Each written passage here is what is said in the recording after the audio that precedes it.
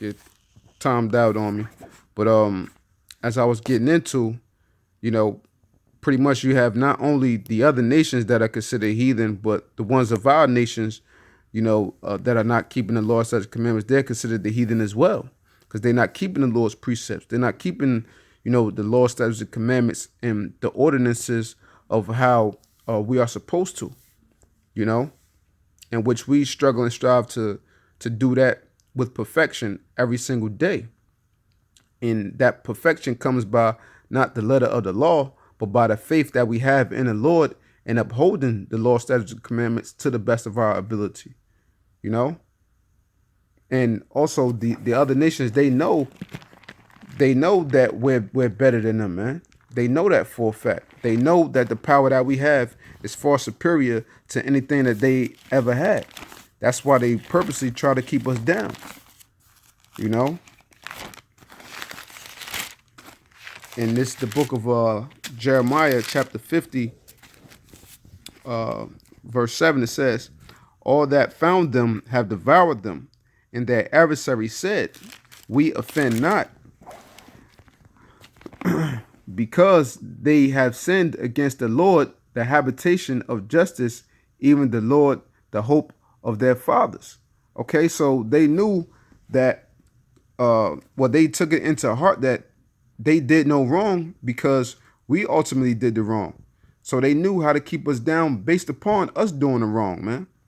And it gets into that also too in the book of Jude 5 and 7, Jude 5 and 17, and the Apocrypha as well, man.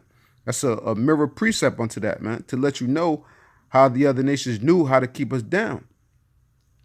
But when we were up, nobody can mess with us. Look at King David and everything that he did, that the Lord allowed him to do. Look at King Solomon and throughout his reign, and how all the people of the other nations, looked up to him and wanted to come to him for all wisdom, man. It shows you, man. Real quick, I want to get into I believe it's the book of Sirach. I believe it's the 47th chapter. Slack it. Give me 1 second. This is the book of Sirach, 47 and 13, and it says, Solomon reigned in a peaceable time and was honored, for the Most High made all quiet round about him. Okay, because he had David, his father, paving the way. Because when you get into the name Solomon, it's a peaceable one, Solomon reigned in a peaceable time and was honored, for the Most High made all quiet round about him, that he might build an house in his name and prepare his sanctuary forever. How wise was thou in thy youth, and as a flood filled with understanding. So that's what it's all about. As a youth, okay, he was filled with understanding, man. It says what? Verse 15, thy soul covered the whole earth, and thou fillest it with dark parables. So it said what? His whole soul, meaning everything he poured, out of his mind through the spirit and power of YAHAWASHI, everyone took heed to it. So he covered the earth with his parables and with his words and with his dark sayings. Thy name went far unto the islands, and for thy peace thou was loved. The countries marveled at thee for thy songs and proverbs and parables and interpretations. Okay? By the name of the Lord power, Yahweh, which is called the Lord power of Israel, thou didst gather gold as tin, and did multiply silver as lead. Thou didst bow thy loins unto women, and by thy body thou was brought into subjection. Okay? So when you're getting into all of this, what does this explain? This explained there had to be something great about Solomon that brought greatness unto our whole nation. And that's all through the spirit and power of YAHAWASHI. Okay?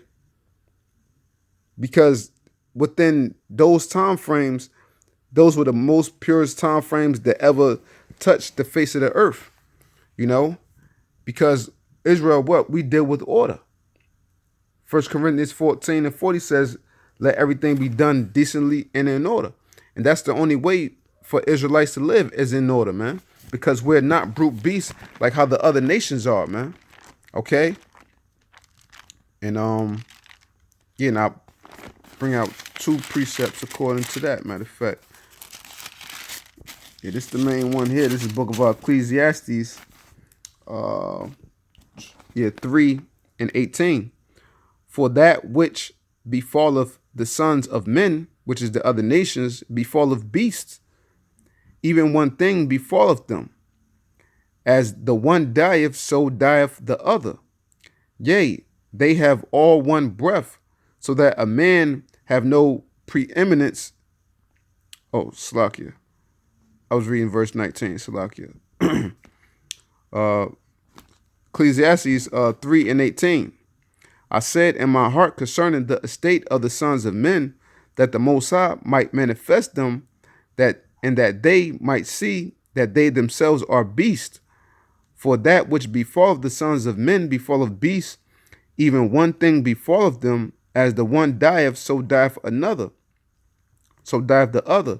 Yea, they have all one breath, so that a man have no preeminence, where it says advantage above a beast, for all is vanity. So when you look at the estate of how Esau has everything nowadays, what real advantage do we have? What advantages have he's lent unto mankind? None. But under a righteous rule, according to Proverbs 29:2, when the wicked are in authority, the people, when the righteous are in authority, the people rejoice, and when the wicked bear rule, the people mourn. So they're not bringing prosperity or anything like that unto this earth. They're only in the power seat for themselves to constantly destroy the earth, because they are the sons of perdition, man. To completely destroy this world now as we know it. Okay? But what's the other precept? Psalms 49. Yeah, Psalms 49, I believe, verse 20. Okay, so the things in which they get into cannot bring nothing into a righteous existence, man. It cannot bring out how YAHAWASHI said that about the trees bringing forth fruit. It will be hewed down if it's not bringing forth fruit. So that's the same thing that Esau is doing, which is the opposite. He's not bringing forth good fruit.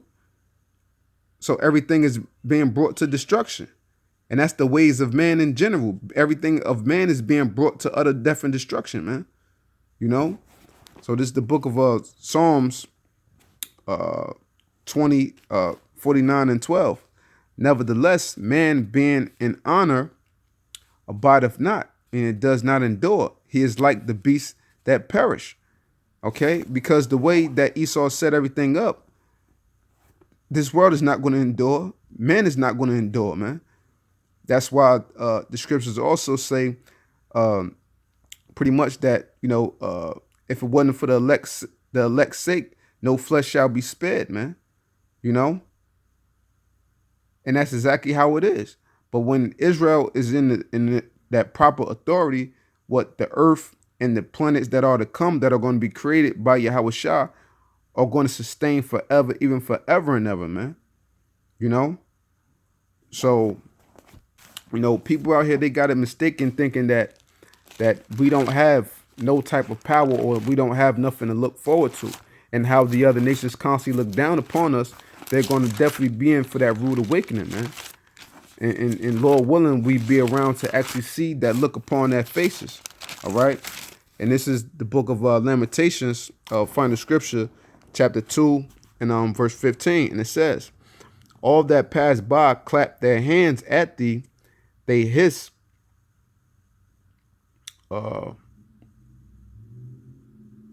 Slakia. They hiss and wag their head at the daughter of Jerusalem, saying, is this the city that men called the perfection of beauty, the joy of the whole earth? All thine enemies have opened their mouth against thee. They hiss and gnash the teeth. They say, we have swallowed her up. Certainly, this is the day we have looked for. We have found it. We have seen it. Okay? And this is exactly how they look at us now. But when that time comes, all of that is going to be flipped right upside down, man. All of it is going to be flipped right upside down, man. You know? Esau is stirring the pot, and he got the golden, and Babylon is that golden cup in the Lord's hands right now, you know. But when things flip upside down, they're not going to have nothing left in that cup, man. You know, all that the poison, their philosophies, you know, that the wine that they carry, you know, which is the philosophies, which is the mindset of America, which is the molding the minds of the children, the women, the people in general. It's going to be all brought to naught, man. Okay? And when that time comes, we're going to be known, you know, as the ones that are thoroughly established in the earth, how it should have been from the foundations of all things since creation began, through the spirit and power of YAHAWASHI, you know? So with that, you know, I hope this segment was edifying. And I'd like to give all praises, honor, and glory to Yahawah, Ba'ashim Yahushai, double honors to the apostles and the elders of Great Millstone, and shalawam to the elect out there doing this work of faith and labor of love with true sincerity. Shalawam.